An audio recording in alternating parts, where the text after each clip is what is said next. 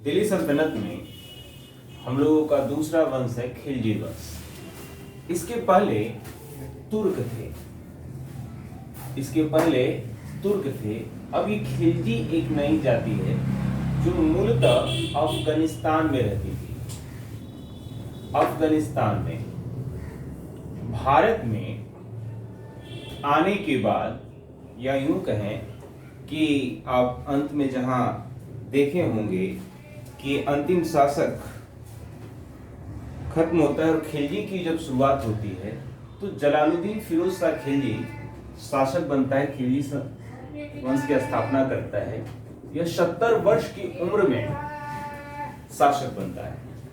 अब कोई 70 वर्ष की उम्र में शासक बनेगा तो उसके अपने अनुभव होंगे। अब तक वो जिस रूप से कार्य कर रहा होगा उसका एक स्वरूप होगा।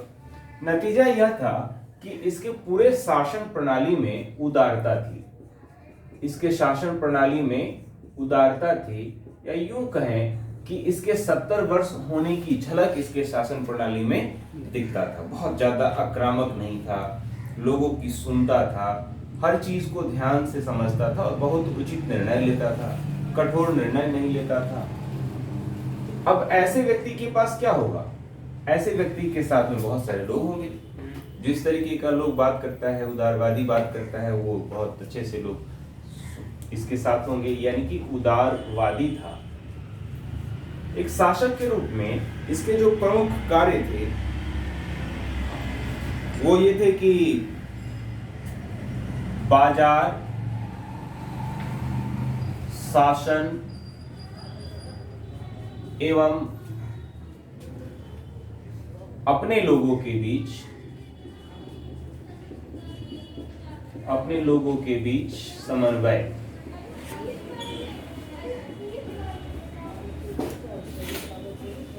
यानी कि ये आपस में लोगों से मिलजुल कर रहता था।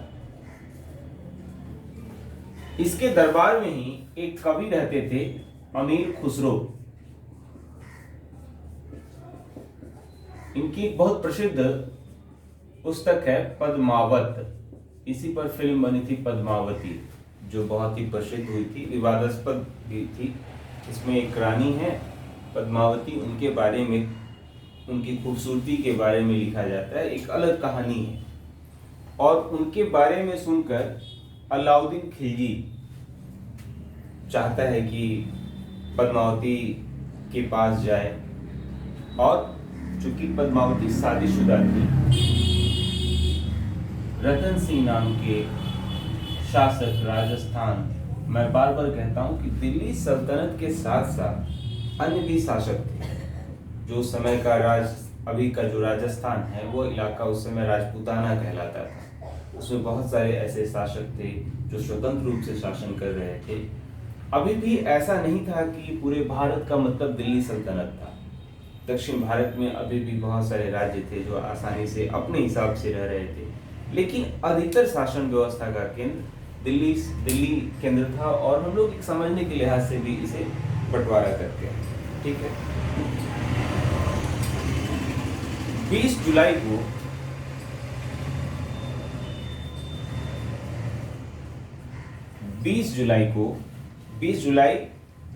1296 इसका भतीजा था ये।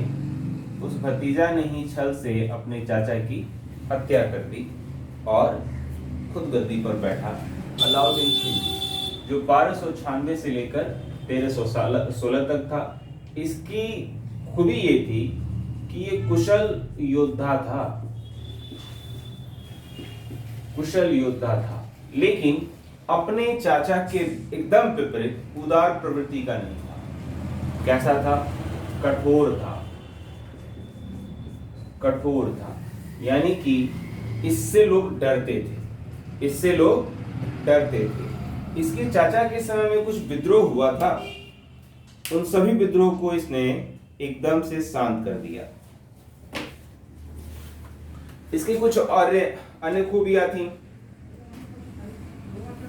ये 22 अक्टूबर 1296 ईस्वी को दिल्ली में एक पूरे धूमधाम से प्रवेश करता है ना, वहाँ राज्याभिषेक कराता है और यहाँ पे उसका राज्याभिषेक होता है। और पहले के जो लोग थे, पहले के राजा बनते थे तो अपने मूल नाम से अलग बहुत सारी उपाधियाँ अपने आप को दे देते थे, है ना। जैसे आज के देश में भारत रत्न है, एक नागरिक पुरस्कार है ना, उस समय लोग खुद ही अपने आप को सम्मानित कर लेता था, हम ये हैं, भगवान के अवतार हैं, कुछ इस तरीके की बातें करता था। कुल मिला के अलाउद्दीन खिलजी की ये यहाँ शुरुआत होती है। किसी भी राजा को समझने के लिए, किसी भी सुल्तान को समझने के लिए उसके जो कुछ मूल बातें हैं उस पर ध्यान देना चाहिए। वो ये है कि उसने साम्राज्य विस्तार कितना किया, उसने कहाँ कहाँ पर विजय प्राप्त की, उसके साथ कोई बहुत महत्वपूर्ण आदमी था कि नहीं था। इसके साथ एक नाम था मलिक काफूर का। इसके साथ जो प्रशासनिक व्यवस्था थी वो कैसी थी, ये एक समझने की बात थी। क्योंकि अब तक भारत में जो शासन व्यवस्था चलाई जा रही थी वो सारी शासन व्यवस्था प्राचीन के नियमों पर आधारित थी, हिंदू विधि विधियों पर आधारित थी।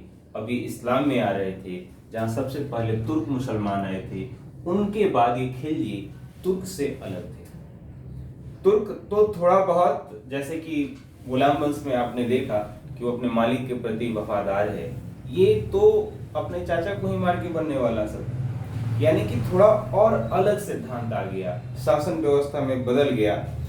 ये जाना जाता है अलाउद्दीन खिलजी बाजार की व्यवस्था को ठीक करने के लिए भी, बाजार व्यवस्था को ठीक करने के लिए भी जाना जाता है।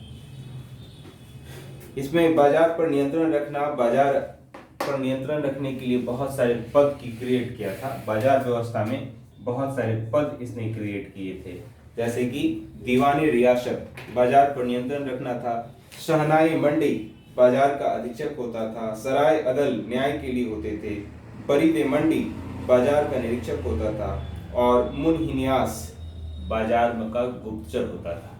यानी कि ये पूरा का पूरा अर्थव्यवस्था को कंट्रोल किए हुए था। कोई भी इसके समय में कोई गलत कार्य नहीं कर सकता था, ना वजन ज्यादा ना वजन कम, ना पैसा ज्यादा ना पैसा कम। जैसा शासन चाहता था वैसा ये कर सकता था और इसने किया भी था। इसने सैन्य व्यवस्था शुरुआत की थी, जैसे कि मैंने कहा शुरुआत में ही एक कुशल योद्धा था, तो इसका सेना के ऊपर कमांड था और सेना में कैसे सुधार किए जाने चाहिए थे इसे पता था और इसने सेना में सुधार भी किए थे। और इसने एक जो पहली दफा बात की थी वह यह था कि सेना को वेतन देता था। सेना को क्या करता था? वेतन देता था। पहले अब तक ऐसा होता था कि कुछ चीजें मैं आज रिलेट करूं तो आपको थोड़ा हो सकता है कि आश्चर्य होगा। आप क्या सोचते हैं पुलिस के बारे में? पुलिस सिस्टम में कब से आया? सर लाइक 1947 के बाद आया। 1947 के बाद नहीं आया, ये अंग्रेजों के समय में आया। पुलिस क्या था? ये अंग्रेजों का देन था, ठीक है। यानी कि वो जब से यहाँ पर अंग्रेज आए, पुलिस क्या था? नागरिकों से लड़ाई करता था, नागरिकों के ऊपर नियंत्रण करता था, नागरिकों के खिलाफ जा सकता था या नागरिकों को कुछ भी करने से रोकता था। नहीं तो पहले लोगों के पास कंसेप्ट क्या था? सेना का भी कंसेप्ट नहीं था। पहले लोग लड़ते थे, रहते थे साथ में, सब जो चीज जाना है। जो किसान है वो सैनिक भी हो सकता है अगर देश पे आपदा पड़ता है तो। नहीं, अंग्रेज के साथ पुलिस और अलाउद्दीन खिलजी के साथ परमानेंट सेना। इसके पहले सेना व्यवस्था भी उतनी व्यापक रूप से नहीं थी। जो शासक होते थे उनके साथ जुड़े हुए लोग पीढ़ी दर पीढ़ी रहते थे और राजा के साथ काम करते थे। नहीं, सेनापति का बेटा सेनापति बन रहा है, सेना है तो उसके साथ, और लोग उसके साथ अन्य काम भी करते रहते थे, क्योंकि अन्य जगह पर भी किसका अधिकार था? राजा का ही अधिकार था, है ना। तो कुछ इस तरीके से इसने किया था। उसके बाद से कुतुबुद्दीन मुबारक शाह खिलजी होता है। मुबारक शाह खिलजी ये उतना प्रभावशाली नहीं होता है और इसने स्वयं को खलीफा घोषित किया था। और इसके अंदर एक सुल्तान जो शब्द इस्तेमाल किया जाता है, या साधारण शब्द में कहें राजा, के कोई गुण नहीं थे। अब जैसे मान लो तुम ऐसा सोचो कि कोई राजा है, तुम ऐसा सोचो कि कोई राजा है और उसके दरबार में नृत्य हो रहा है, तो राजा क्या करेगा? नृत्य देखेगा, बैठ के देखेगा। अगर मन किया तो खुश हुआ तो उसको कुछ देगा। और ये उसके साथ जाके नाचता था, शादी कर लेता था, कुछ भी करता था, है ना। तो ये इस तरीके से मुबारक शाह खिलजी जो है वो राजा के लायक नहीं था। अच्छा समय चला तो कुछ दिन तक शासन रहा, जैसे ही इससे कोई पावरफुल आया इसे तुरंत कान पकड़ के बाहर कर दिया, और ये यहाँ से खिलजी वंश का खत्म हो जाता है और शुरुआत होता है तुगलक वंश। ठीक है।